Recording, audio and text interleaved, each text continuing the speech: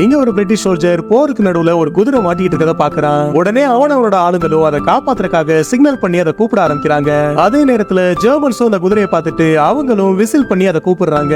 ஆனா ரொம்ப நேரம் ஆகியும் அந்த குதிரை அசையவே இல்ல. அப்பதான் அவங்களுக்கு அங்க இருக்க முள்வெளியில அது பயங்கரமா மாட்டிருக்குன்னு புரியுது. உடனே அந்த பிரிட்டிஷ் சோல்ஜர் கத்தியில வெள்ளை துணியை கட்டிட்டு அந்த குதிரையை பார்த்து போக ஆரம்பிக்கிறான். ஆனா போற அவசரத்துல அதை ரிலீஸ் பண்றதுக்கு எந்த ஒரு டூல்ஸுமே எடுக்காம போயிடுறான். அப்ப பின்னாடி இருந்து ஒரு சத்தம் கேக்குது. பார்த்தா ஒரு ஜெர்மன் சோல்ஜர் உனக்கு இது தேவைப்படுன்னு ஒரு கட்டரோட வந்து நிக்கிறான். அவங்க ரெண்டு பேருமா சேர்ந்து அதை எப்படி ரிலீஸ் பண்ணலாம்னு பாத்துக்கிட்டு இருக்காங்க. அப்பதான் அவங்களுக்கு ஒரு கட்டர் பத்தாதுன்னு புரியுது. உடனே இந்த ஜெர்மன் சோல்ஜர் எங்களுக்கு இன்னும் கட்டர்ஸ் வேணும்னு கத்துறான். அடுத்த செகண்டே நிறைய கட்டர்ஸ் பறந்து வந்து விழுகுது. அதுக்கப்புறமா அவங்க ரெண்டு பேரும் ரொம்ப கேஷுவலா பேசிக்கிட்டே அதை ரிலீஸ் பண்ண ஆரம்பிக்கிறாங்க.